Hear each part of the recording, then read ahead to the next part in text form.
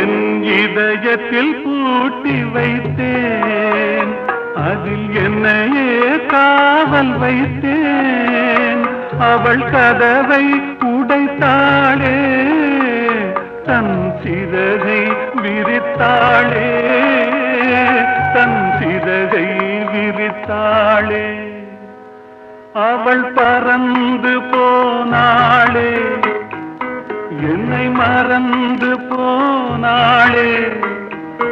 நான் பார்க்கும்போது கண்கள் இரண்டை கவர்ந்து போனாளே. அவள் எனக்கு மகளானாள், நான் அவளுக்கு மகனானே. அவள் எனக்கு மகள்.